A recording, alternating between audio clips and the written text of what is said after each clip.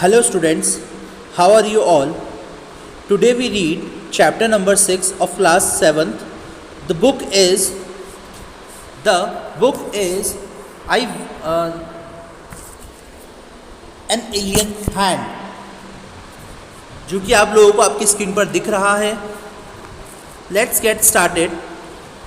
I want something in a cage. Mr.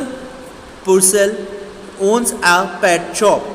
श्रीमान पर्सल की एक पालतू जानवरों की दुकान है. There is constant noise of screeching and twittering in a shop, but Mr. Purcell is happily unaware of it.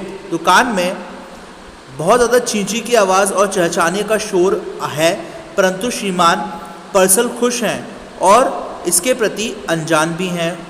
One cold morning, a strange customer calls. एक ठंडी सी सुबह एक अजीब सा ग्राहक आता है. स्टार्ट करते हैं अब हम लोग चैप्टर से. Mr Purcell did not believe in ghost. श्रीमान पर्सल भूतों पर विश्वास नहीं करते थे. Nevertheless the man who bought the two doves and his strange act immediately after left him with a distinct sense of the uncanny. इसके बावजूद वह आदमी जिसने दो फाख्ता एक प्रकार का जीव होता है जो कि कबूतर जैसा होता है, दो फाख्ता खरीदे और उसके फ़ौरन बाद उसके अजीब काम ने उसे एक स्पष्ट विलक्षण एहसास के साथ छोड़ा. As though behind his departed customer there had lingered the musty smell of an abandon haunted house.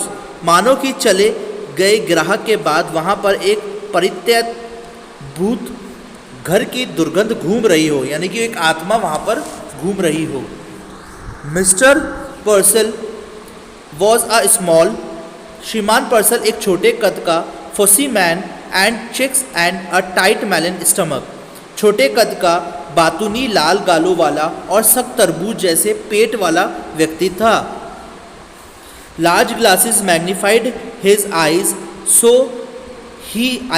so as to give him the appearance of a wise and genial owl.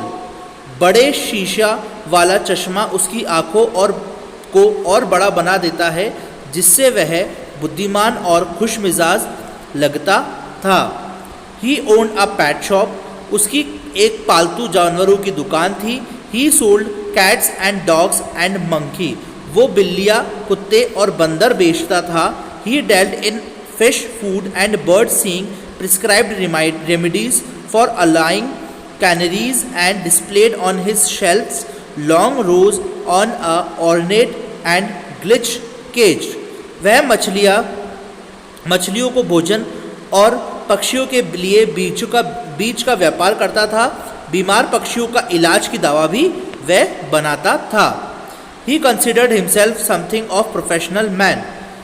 और उसने शेल्फों अलमारियों पर कतारों से सुसज्जित सोने की पानी चढ़े पिंजरे प्रदर्शित किए हुए थे. वह अपने को एक तरह का पेशेवर व्यक्ति मानता था.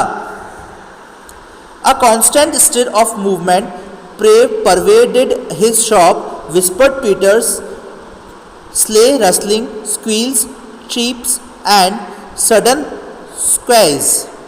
वह लगातार चलने वाली हरकत उसकी दुकान में फैल गई. धीरे स्वर में चहचहाटे, गुप्त सराहटे, चीखें चिड़िया की जैसे चींची और अकस्मात हुई चिल्लाटें. Small feet scampered in frantic circles, frightened, bewildered, blindly seeking. Across the sleeves pulsed and this endless flicker of life. छोटे और पटके पागलपन के चक्करों में डरे हुए, बौखलाए हुए, अंधेपन को खोजते हुए इन अलमारी पर पार कभी खत्म न होने वाले जीवन की फड़फड़ाहट धड़कती हुई नजर आई. Across the sleeves pulses the endless flicker of life, but the customer who come inside.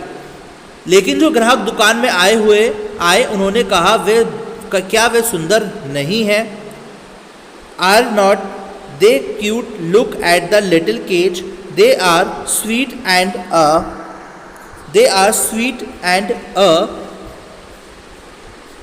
Mr. Purcell, sorry, but the customer who scam said, they look at the little cage, they were sweet, and Mr. Purcell himself would smile and briskly rub his hand and emphatically shake his head. ठीक है, shake his head. ये रहा, ठीक है. Across the shelves pulses this endless flicker of life, but the customer who came in said, are not they cute? Look at the little cage, they were sweet, and Mr. Purcell himself would smile and briskly rub his hands and emphatically shape his head. इन अलमारियों के पार कभी खत्म न होने वाली जीवन की फड़फड़ाहट धड़की, लेकिन जो ग्राहक दुकान में आए उन्होंने कहा, क्या वे सुंदर नहीं है? उस छोटे पिंजरे को देखो, वे मधुर है. और श्रीमान पर्सल स्वयं मुस्कुरा देता और जल्द से अपने हाथों को रगड़ता और बनावटी ढंग से जोर डालते हुए अपना सिर हिलाता. Each morning when the routine of opening his shop was completed, अपने को हर सुबह जब उसकी दुकान खोलने का समय पूरा कर दिया जाता, it was the proprietor's custom to perch in a high stool. तो यह मालिक की रीति थी ऊंचे स्टूल पर अपने को बैठने की. Behind the counter unfold his morning paper and digest the day's news. Counter के पीछे अपना सुबह का अखबार खोलता और अच्छी प्रकार की उस दिन की खबरों को हजम करता. As he read, he would smirk, frown reflectively, purse his lips knowingly, lift his eyebrows, nod in grave agreement. He agreed everything, even advice to the Lovelorn and the detailed columns of advertisement. जैसे ही वह पढ़ता, वह नखरे से मुस्कुराता और नाक मुंह सिकोड़ता, सोच में भरे अपने होठों को भींचता, जानबूझकर भुएं ऊपर उठाता, गंभीर सहमति से सर हिलाता. उसने अपने सब कुछ पढ़ा, यहाँ तक कि प्यार में त्यागे हुए नसीहतों और विज्ञापन को विस्तृत से पढ़ा. It was rough day, a strong wind blue. यह एक बुरा सा दिन था. A strong wind blue against the high plate Windows. शक्तिशाली हवा ऊंचे शीशों को प्लेटों वाली खिड़की से टकराई. Smoke filled the wintry city and the air was grey with a thick frost. धुएं ने सर्दी वाली शहरों को ढक दिया और वायु मोटे धुंध के साथ स्लेटी रंग की थी. ठीक है. Having completed his usual task, Mr. Purcell again mounted the school high stool. अपने अक्सर किए जाने वाले कार्यों को समाप्त कर लेने के पश्चात श्रीमान पार्सल फिर उस स्टूल पर चढ़ बैठता है. Mr Purcell again mounted the high stool and unfolded his morning paper. अखबार चश्मे को ठीक से टिकाता है और दिन के शीर्षकों पर नज़र डालना चालू कर देता है. ठीक है. Chirping and squeaking and mewing vibrated all around him, yet Mr. Purcell heard it no more than the would have heard the monotonous ticking of a familiar clock. चश्मों को ठीक करता और दिन को शीर्षक पर नज़र डालता. चहकाना, चिल्लाना व म्याऊं की आवाज़ों स्वयं उसके चारों तरफ गूंजती और फिर भी मिस्टर पार्सल को एक नीरस लंबी घड़ी का टिक टिक के परिचित स्वर को तुलना में कुछ सुनाई और दे रहा था. There was a bell over the door that jingled whenever a customer entered. द्वार पर एक घंटी बजी थी जो जब भी कोई ग्राहक प्रवेश करता गूंजती थी, यानी कि बजती थी. This morning, however, for the first time, Mr. Purcell could recall it failed to ring. इस सुबह जैसे भी पहली बार मिस्टर पर्सल याद कर सका था नहीं बजी। पहली बार हुआ था कि वो घंटी नहीं बजी थी। It fail to ring. Simply he glanced up and there was the stranger standing just inside the door. साधारण रूप से उसने नज़रें ऊपर उठाई और कहा, एक अजनबी ठीक द्वार के अंदर खड़ा था। Standing just inside the door as if he had materialised out of in the thin air. जैसे वह वहाँ पतली हवा में से बाहर आकर खड़ा हो गया हो। The storekeeper slid off his stool.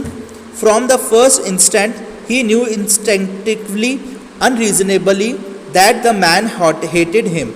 But out of the habit, he rubbed his hands briskly together, smiled and nodded.